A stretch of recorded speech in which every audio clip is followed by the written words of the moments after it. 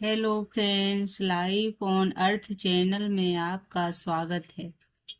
तो दोस्तों, आज हम एमपी सेट में आने वाले प्रश्न देखेंगे। तो देखते हैं कि क्या है। देखते हैं प्रश्न। अब शुरू करते हैं। समाक्षर लोप का उदाहरण है। क्या है समाक्षर लोप का उदाहरण? विज्ञप्तिका, बिनती ये नहीं है। फलाहारी, ये फलाहारी। ये नाक कटा, नक कटा, ये है समाक्षर लोप। नाक कटा का नक कटा बोला जाता है, जो शॉर्ट में नक कटा है, तो ये समाक्षर लोप है। सूची और सुई, तो सूची तो अलग चीज होती है, सुई भी अलग चीज होती है। विज्ञप्तिका ये भी अलग चीज होता है, और बिनती भी अलग चीज होता है। फलाहारी, फलहारी, तो ये नहीं होता है, शब्द गलत है। तो इस तरह से समाक्षर लोप का ये है सी नाक कटा, नाक कटा, नक कटा। अब दूसरा प्रश्न देखते हैं। प्राचीन भारतीय आर्य भाषा में अपश्रुति किस कारण से होता है? प्राचीन भारतीय आर्य भाषा में अपश्रुति किस प्रकार कारण होता है? तो वाक्य की प्रकृति तो के कारण, वाक्य में अंतोदात्त के कारण, पद में व्यंजना आदुदात्त के कारण, पद की प्रकृति अथवा विभक्ति या प्रत्यय एवं में स्वर परिवर्तन के कारण। तो ये चौथा होगा, पद की प्रकृति अथवा विभक्ति या प्रत्यय में स्वर परिवर्तन के कारण। तो ये है प्राचीन भारतीय आर्य भाषा अपश्रुति। अब फिर तीसरा देखते हैं। जो भाषा आज हिंदुस्तानी कहलाती है उसी का नाम हिंदी, उर्दू और एकता भी है। इसमें अरबी, फारसी, संस्कृत भाषा के शब्द हैं। यह कथन किस विद्वान का है? तो डॉक्टर गिलक्राइस्ट का है। तो फिर से देखते हैं क्वेश्चन। जो भाषा आज हिंदुस्तानी कहलाती है उसी का नाम हिंदी, उर्दू और एकता भी है। इसमें अरबी, फारसी, संस्कृत भाषा के शब्द भी हैं। तो यह डॉक्टर ग्रियर्सन है। पूर्वी हिंदी का विकास किससे हुआ है? तो आर्ध मागधी से। यह आसान है। फिर देखते हैं राजभाषा अधिनियम। राजभाषा अधिनियम 1963 की धारा 3 कब से लागू की गई? राजभाषा अधिनियम 1963 की धारा 3 26 जनवरी 1965 को लागू की गई। अर्थ के आधार पर वाक्य के कितने भेद हैं? अर्थ के आधार पर वाक्य के 8 भेद हैं। हिंदी को कौन सी बोली जाटो या हरियाणी नाम से जानी जाती है? तो बांगरू, बांगरू, जाटू या हरियाणी के नाम से जाना जाता है। वर्तमान देवनागरी लिपि किस लिपि का परिवर्तित रूप है? तो ब्राह्मी लिपि का। धातुओं को छोड़कर शेष शब्दों के आगे प्रत्यय लगाने से निर्मित होने वाले शब्दों को क्या कहते हैं? तद्धित। धातुओं को छोड़कर शेष शब्दों के आगे प्रत्यय लगाने से निर्मित होने वाले शब्दों को क्या कहते हैं? तद्धित प्रत्यय। करण कारक का उदाहरण है आपके दर्शन से लाभ हुआ। करण कारक का उदाहरण क्या है? यात्रा भोपाल से रवाना हुई, हिमालय से गंगा निकलती है, आपके दर्शन से लाभ हुआ, पेड़ से पत्ते गिरते हैं। तो ये हुआ करण कारक, आपके दर्शन से लाभ हुआ। फिर आगे का प्रश्न देखते हैं।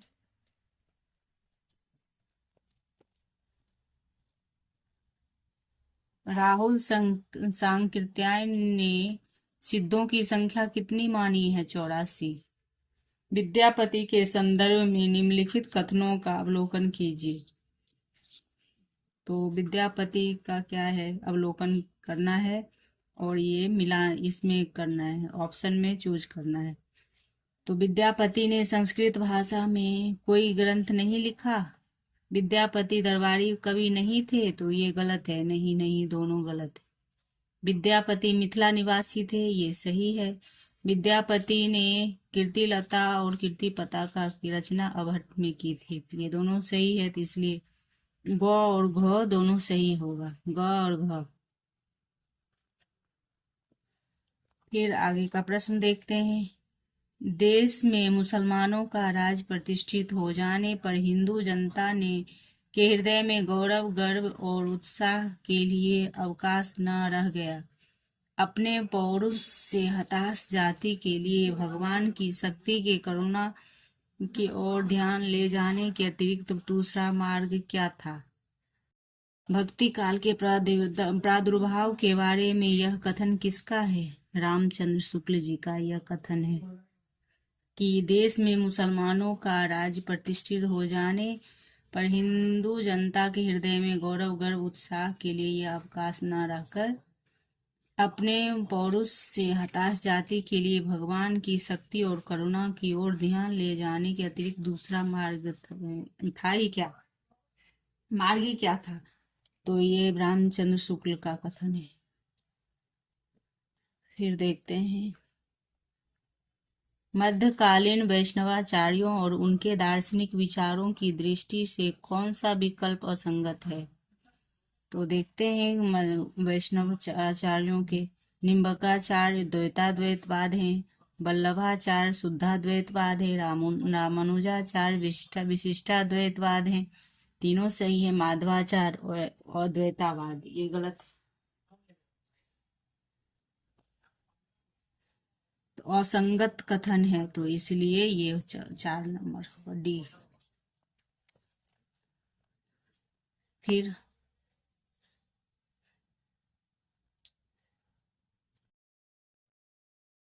पंडित राम गुलाम द्विवेदी ने तुलसीदास द्वारा रचित ग्रंथों की कितनी संख्या मानी है? पंडित राम गुलाम द्विवेदी ने तुलसीदास द्वारा रचित ग्रंथों की संख्या 12 मानी है। नेही महा ब्रजभाषा प्रवीण और सुंदरतानी के भेद को जाने, जोग वियोग की रीति में कोविद भावना वेद स्वरूप को ठाने। ये पंक्ति किस कवि के बारे में कही गई है? तो घनानंद के बारे में। नेही माँ ब्रजभाषा प्रवीण सुंदरतानी के भेद के जाने, जोग वियोग की रति में कोविद भावना वेद ठाने। यह पंक्ति किसके बारे में कही गई है? घनानंद के बारे में। हरिश्चंद्र मैगजीन का प्रकाशन कहाँ से आरंभ हुआ? तो कलकत्ता, अलीगढ़, बनारस, जयपुर। तो ये कलकत्ता नहीं होगा, अलीगढ़ नहीं होगा, बनारस से हुआ है। फिर छायावाद शब्द का प्रयोग 2 अर्थों में समझना चाहिए। एक तो रहस्यवाद के अर्थ में, जहाँ उसका संबंध काव्य वस्तु से होता है, अर्थात जहाँ कवि उस अनंत और अज्ञात प्रियतम को आलम्बन बनाकर अत्यंत प्रिय चित्रमयी भाषा में प्रेम की अनेक प्रकार से व्यंजना करता है। छायावाद शब्द का दूसरा प्रयोग काव्य शैली और पद्धति विशेष के व्यापक अर्थ में है। छायावाद के संबंध में यह किसका कथन है? रामचंद्र शुक्ल का कथन है छायावाद के संबंध में। फिर आगे का प्रश्न देखते हैं, रचना और रचनाकार की दृष्टि से कौन सा विकल्प सुमेलित नहीं है? तो देखते हैं, विष्णुप्रिया, कनुप्रिया, लोक आयतन, रश्मि रथी, निर्मला। सॉरी, ये यहाँ तक है। विष्णुप्रिया, कनुप्रिया, लोकायतन, रश्मि रथी। तो ये तो सही है, नहीं पूछा है, सुमेलित नहीं है। तो विष्णुप्रिया या सुमेलित कुंवर नारायण का विष्णुप्रिया नहीं है ये। और कनुप्रिया धर्मवीर भारती का है। लोकायतन सुमित्रानंद पंत की है। रश्मि रथी रामधारी सिंह दिनकर की है। और कुंवर नारायण आत्मजयी हैं। विष्णुप्रिया जयशंकर प्रसाद की हो सकता है। फिर ये प्रेमचंद्र के उपन्यासों का क्रम से लगाना है आरोही क्रम में।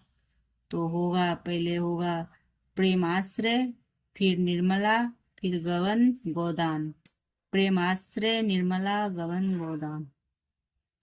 तो ये घ नंबर हो, घ क ग घ, ये होगा।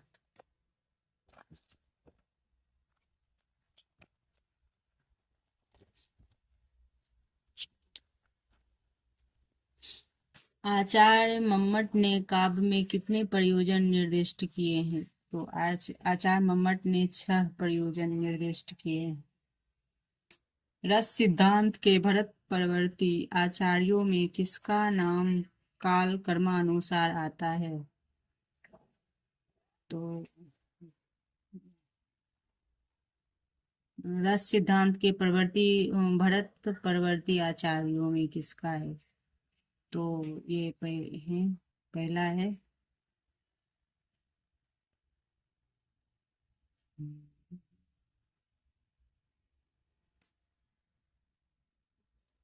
भट्टलोलट।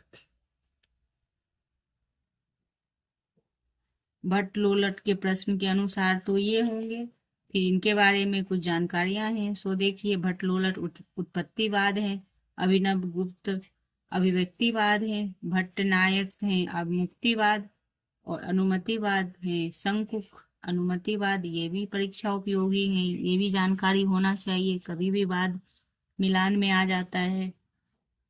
तो फ्रेंड्स, ये भी एक प्रश्न का कई तरह से अवलोकन हो गया। तो इस प्रश्न का आंसर है भट्टलोलट।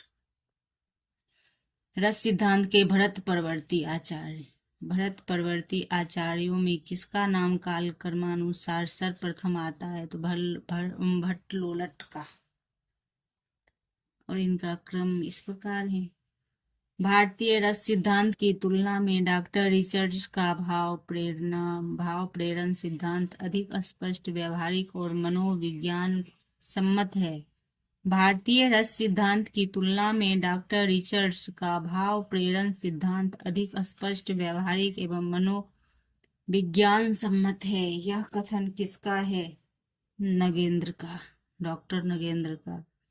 रस सिद्धांत की तुलना में डॉक्टर रिचर्ड्स का भाव प्रेरण सिद्धांत अधिक स्पष्ट, व्यावहारिक और मनोविज्ञान सम्मत है। तो डॉक्टर नगेंद्र का यह ध्यान में रखना है।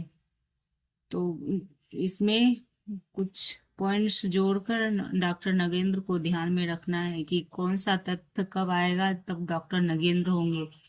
तो भारतीय रस सिद्धांत की तुलना में डॉक्टर रिचर्ड्स का भाव प्रेरण सिद्धांत अधिक स्पष्ट, व्यावहारिक एवं मनोविज्ञान सम्मत है।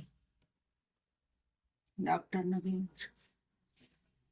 चिरजीवों जोड़ी जुड़े क्यों न स्नेह गंभीर, को घटी के वृष भानु जा वे हल्लर के वीर। इन पंक्ति में कौन सी शक्ति शब्द शक्ति है? तो व्यंजना सब शक्ति है। दुल्हिन गावहु मंगलाचार, हम घर आए राम राजा भरतार। उपयुक्त पंक्ति में दुल्हिन भरतार शब्द क्रमशः किसके प्रतीक है? आत्मा परमात्मा।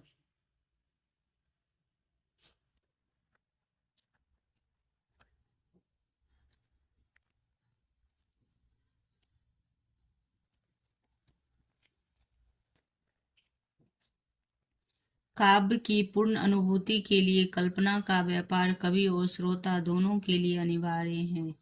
यह कथन किस आलोचक का है? रामचंद्र शुक्ल का। काव्य पूर्ण अनुभूति के लिए कल्पना का व्यापार कवि श्रोता दोनों के लिए अनिवार्य। यह कथन किसका है? रामचंद्र शुक्ल का। निम्नलिखित में से कौन रूपवाद से संबंधित नहीं है? तो रेमंड विलियम्स, तानिनोव, विस्टर सेकेलोस्की और बोरिस तियोजेस्की तियोस्तोयेजेस्की। तो ये सब नहीं है, रूपवाद के संबंधित नहीं है। कौन से होंगे? Raymond Williams. ये सब रूपवाद से संबंधित है। तानिनोव, विस्टर सेकेलोस्की और बोरिस तोयजेस्की। फिर प्लेटो ने काव्य के कौन से वेद स्वीकार किए हैं? तो प्लेटो ने काव्य के कौन से अनुकरणात्मक प्रहसन और दुखांतक नाटक, वर्णनात्मक डिथीरेम्ब, प्रगत प्रगीत, मिस्र महाकाव्य जैसे होमर, इलियट, ओडेसी, यह तीनों है। प्लेटो ने काव्य के कौन से वेद स्वीकार किए हैं? तो यह तीनों हैं।